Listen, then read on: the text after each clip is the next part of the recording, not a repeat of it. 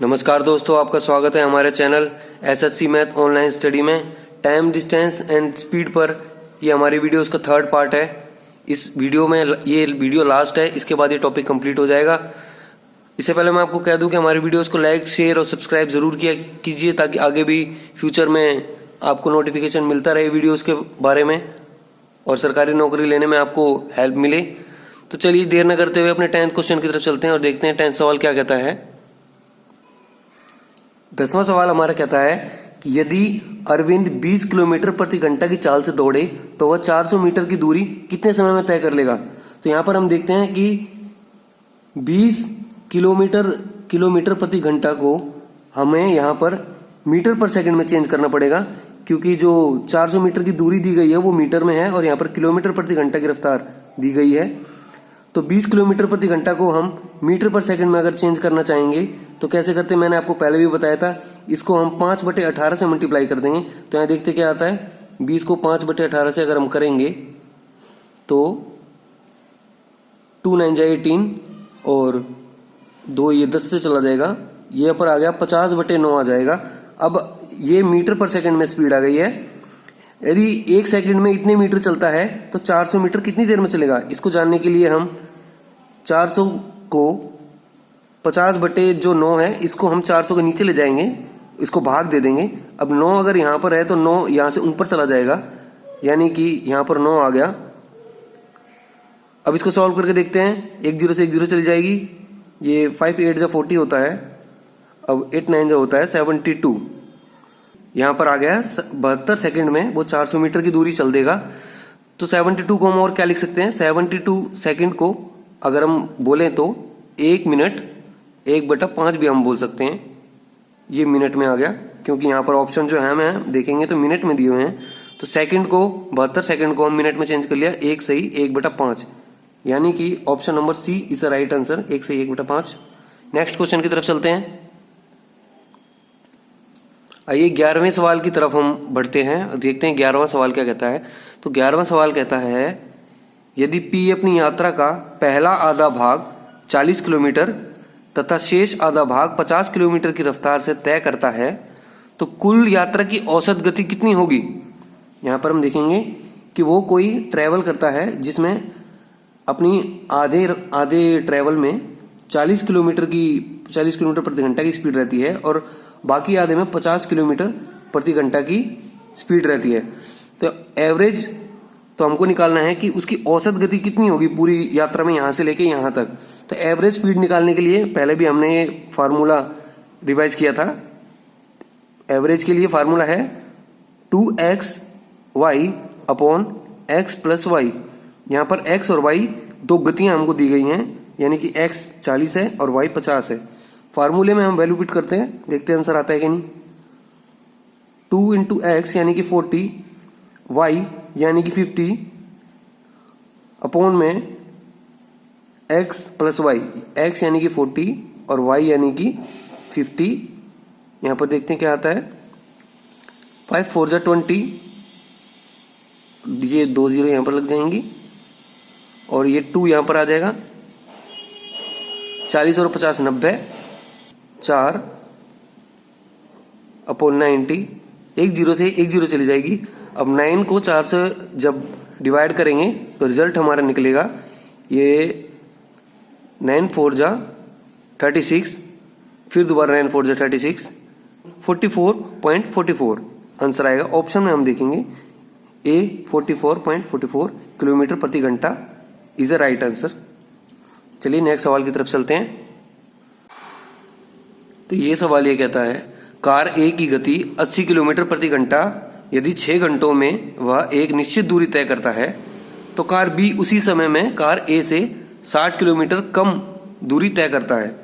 यानी कि ए 80 किलोमीटर प्रति घंटा की रफ्तार से 6 घंटे तक चलता है, तो ए टोटल कितना चलेगा, 6 6 जा 36, 6 7 जा 42, 6 8 जा 48, यानी कि 480 किलोमीटर ए चल लेता है।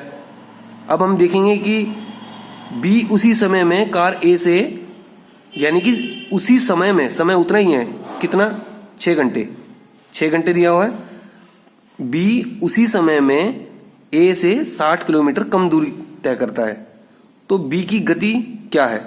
अब हम देखेंगे कि अगर ए 480 किलोमीटर तय करता है तो बी कितना करता है, बी करता है इससे 60 कम, 480 से 60 कम होंगे तो 420 किलोमीटर बी तय करता है। तो हमें बताना है कि बी की स्पीड कितनी है। स्पीड निकालने के लिए हम अपना फार्मूला लगा देंगे, टाइम बराबर है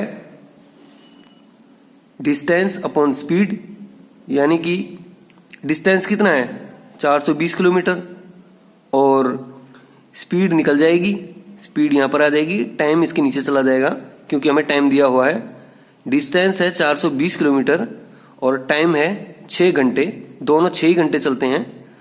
तो इसको करेंगे 6 6 36, 6 7 42, 6 7 42, 0 यहां पर आ जाएगा, यानी कि 70 किलोमीटर प्रति घंटा बी की स्पीड आ गई। यहां पर ए की स्पीड थी 80, बी की स्पीड आ गई 70। ये 60 किलोमीटर कम ट्रेवल करता है, इसीलिए इसकी स्पीड 70 किलोमीटर पर आवर आ गई है। ऑप्शन में हम देखेंगे ऑप्शन नंबर बी 70 किलोमीटर प्रति आवर इज राइट आंसर। चलिए नेक्स्ट क्वेश्चन की तरफ चलते हैं। ये सवाल कहता है कि P और Q की गति का अनुपात 2:3 है, 2:3, यानी कि Q, P और Q जो हैं इनकी स्पीड का जो रेशियो है वो हमको दिया हुआ है, इसकी स्पीड का रेशियो दिया हुआ है 2:3, यानी कि अगर 3 घंटों में Q जो है 3 घंटों में 360 किलोमीटर चलता है, 3 घंटों में कितना चलता है 360 किलोमीटर, तो P कितना चलेगा। यहां पर हम देखेंगे इनका स्पीड का रेशियो दिया हुआ है 2:3। Q 3 घंटों में, यहां पर Q 3 घंटों में 360 किलोमीटर चलता है, यानी कि 360/3 अगर हम कर दें, इसको हम इस तरीके से देखेंगे कि Q के पास अगर 3 हिस्से हैं तो P के पास 2 हिस्से हैं, यानी कि 3 घंटों में 360 किलोमीटर चलता है, तो 360 के 3 हिस्से अगर हम कर दें, 3 1 जा 3, 3 2 जा 6, 120 निकल जाएगा। अब अगर एक हिस्सा 120 है तो 2 हिस्से कितने होंगे, इसको 2 से मल्टीप्लाई करेंगे, यहां पर आ जाएगा 240। अब हम देखते हैं कि अगर Q 360 किलोमीटर चलता है तो P 240 किलोमीटर चलता है, और यहां पर सवाल में पूछ रहा है कि P की गति कितनी है। तो गति निकालने के लिए हम क्या करेंगे, टाइम बराबर होता है डिस्टेंस अपॉन स्पीड। तो यहां पर क्या क्या दिया हुआ है हमको देखते हैं। 240 कितना है, P कितना चलता है 240 चलता है, कितनी देर में चलता है 3 घंटों में, तो इसको 3 घंटे से डिवाइड कर देंगे, क्योंकि यहां पर हम देखेंगे कि स्पीड निकलने वाली है तो स्पीड को इधर ले जाएंगे और टाइम को डी के नीचे ले आएंगे, यानी कि टाइम यहां पर आ जाएगा और स्पीड यहां पर आ जाएगी। यहां पर स्पीड हमारी निकलेगी 3 8 24 और 0 यहां पर आ जाएगा, यानी कि 80 किलोमीटर P की स्पीड आ गई। ऑप्शन में हम देखेंगे ए 80 kilometre is a right answer. चलिए नेक्स्ट सवाल देखते हैं। ये सवाल कहता है कि एक साइकिल सवार 50 किलोमीटर की गति से कुछ दूरी तय करता है तथा 60 किलोमीटर प्रति घंटा की गति से वापस आता है, उसकी औसत गति क्या है। यानी कि कोई व्यक्ति 50 किलोमीटर प्रति घंटे की रफ्तार से जाता है और 60 किलोमीटर प्रति घंटे की रफ्तार से वापस आ जाता है यहाँ पर, तो दोनों रफ्तारों में जाने और आने में उसकी एवरेज स्पीड कितनी होगी। तो एवरेज स्पीड के लिए हमें फार्मूला पता है, एवरेज स्पीड के लिए हमारे पास फार्मूला है 2, एक स्पीड यानी कि x, दूसरी स्पीड हम मान लेते हैं y, तो 2xy/x प्लस में y। यहाँ पर x हमारा 50 है और y 60 है, तो फार्मूले में वैल्यू पुट करेंगे तो क्या निकलता है, देखिए एवरेज स्पीड बराबर है x यानी कि 50 और y यानी कि 60, x 50 y 60, यहाँ पर कितना आ जाएगा देखते हैं, यहाँ पर आ जाएगा 2 मल्टीप्लाई 30 बटे में ये 110 हो जाएगा। अब इसको सॉल्व करके देखते हैं कितना निकलता है फ्रेंड्स। ये है 1 जीरो से यहाँ पर 1 जीरो निकल जाएगा, ये हमारा आ जाएगा 2 3 जा 6, 600 बटे में 11। अब इसको सॉल्व करेंगे तो कैसे निकलेगा, ये कैसे सॉल्व करेंगे देखिए। 11 पंजे 55, 5 बच गया और 50 हो गया, 11 चौके 44, अब 6 बच गया, फिर 11 पंजे 55 और 11 चौके 44, ये हमारा आंसर आ रहा है 54.54। ऑप्शन में हम मैच करके देखते हैं, option number C 54.5 is the right answer.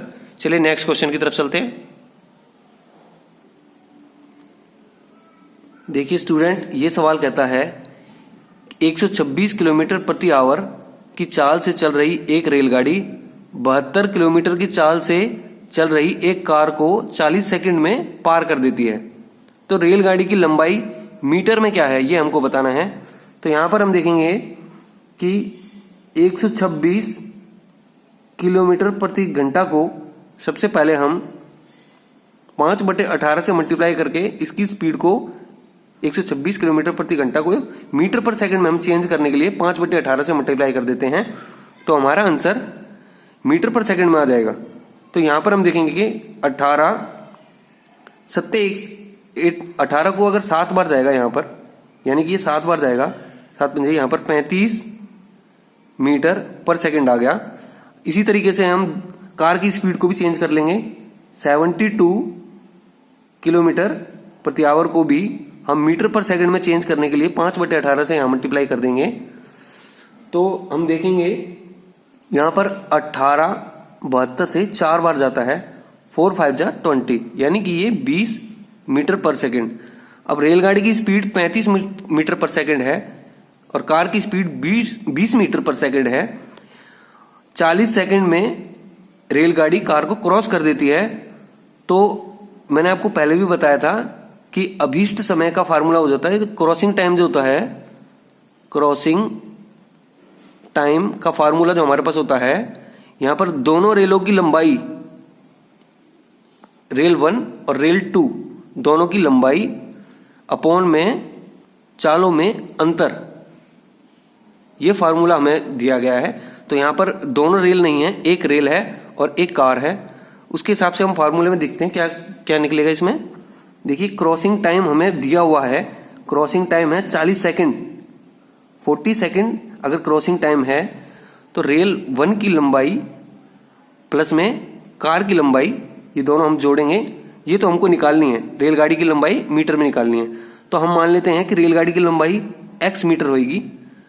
तो यहां पर कार की लंबाई नहीं निकालनी है क्योंकि कार काफी छोटी है, हमें रेलगाड़ी की लेंथ निकालनी है, कितनी लंबी है रेलगाड़ी। तो कार बहुत छोटी है इसलिए वो नेगलेक्ट हो रही है शायद। चलिए करके देखते हैं। अगर रेलगाड़ी की लंबाई x मीटर है तो हम पहले ही दोनों रफ्तारों को 35 मीटर पर सेकंड और 20 मीटर पर सेकंड में चेंज कर चुके हैं। चालों में अंतर यहां पर डालेंगे तो 35 में से अगर 20 जाएंगे, 35 में से 20 गए तो हमारे पास क्या बचता है, हमारे पास यहां बचता है 15, यानी कि ये 15 वहां ऊपर चला जाएगा मल्टीप्लाई में। तो लंबाई कितनी हो गई, 40 मल्टीप्लाई 15, यानी कि इसको करेंगे, ये 600 आ गया यहां पर, यानी कि 600 मीटर रेल की लंबाई आ गई। ऑप्शन में जाके हम देखेंगे B 600 metre is a right answer. ये मीटर में निकल चुकी है क्योंकि हम इनकी रफ्तारों को पहले ही मीटर पर सेकंड में चेंज कर दिया, क्योंकि फार्मूले में हमें क्या डालना है, चालों में अंतर। और जो लेंथ होती है वो रेल की अधिकतम, आप देखेंगे कि रेल की लेंथ, कार की लेंथ मीटर में हमें दी जाती है, इसलिए हमको ये चालों में अंतर जो है मीटर पर सेकंड में करना पड़ता है। अब मीटर पर सेकंड में आया इसलिए हमने यहां पे किया, आंसर ऑटोमेटिकली मीटर में ही आएगा। तो option number B is right answer. ठीक है, नेक्स्ट क्वेश्चन की आइए स्टूडेंट, ये वाला 15 क्वेश्चन हम देखते हैं। 15 क्वेश्चन क्या कहता है कि एक कार किसी दूरी को 10 घंटों में 48 किलोमीटर प्रति घंटा की रफ्तार से चलाकर पूरा करता है, यानी कि 10 घंटे तक 48 किलोमीटर प्रति घंटे की रफ्तार तक वो चलता रहता है, 10 घंटे तक चलता है 48 की स्पीड से, तो टोटल कितना चलता है? इन दोनों को अगर मल्टीप्लाई कर देंगे 10 को 48 को तो 480 आएगा, यानी कि 480 किलोमीटर वो टोटल चलता है और इस यात्रा को वो 10 घंटों में पूरा कर लेता है। ठीक है, अब ये कहता है कि यदि उसी दूरी को 8 घंटों में पूरा करना हो तो कार की रफ्तार को कितना बढ़ाना पड़ेगा? भाई 480 किलोमीटर अगर 8 घंटे में करने हैं तो हम 480 को 8 से भाग देंगे तो कितना आएगा? यहां पर काट के देखते हैं, 4 2 जा 8, 4 1 जा 4, 4 2 जा 8, यहां पर हमारा 60 kilometre per hour, 60 kilometre per hour car को चलना पड़ेगा। तो यहां पर सवाल कहता है कि कार की रफ्तार को कितना बढ़ाना पड़ेगा। उसकी स्पीड कितनी थी पहले? उसकी स्पीड थी 48 किलोमीटर प्रति घंटा, 48 किलोमीटर उसकी स्पीड थी। अब उसकी स्पीड कितनी है? 60 किलोमीटर। अब उसकी किलोमीटर पर आवर उसकी स्पीड है, तो कितना बढ़ाना पड़ेगा? 48 में हम कितना जोड़ें कि 60 किलोमीटर हो जाए? 48 में अगर हम 12 जोड़ देते हैं तो यहां पर 60 आ जाएगा, यानी कि 12 किलोमीटर उसकी रफ्तार को बढ़ाना पड़ेगा, तब वो 8 घंटों में अपनी जो डिस्टेंस है उसको पूरा कर लेगी। ऑप्शन में हम देखते हैं, option number C 12 kilometre is a right answer. ठीक है, तो स्टूडेंट इस वीडियो में सिर्फ इतना ही। आगे भी ऐसे मजेदार वीडियोस पाने के लिए हमारे चैनल को लाइक, शेयर और सब्सक्राइब करना ना भूलिए। Thank you.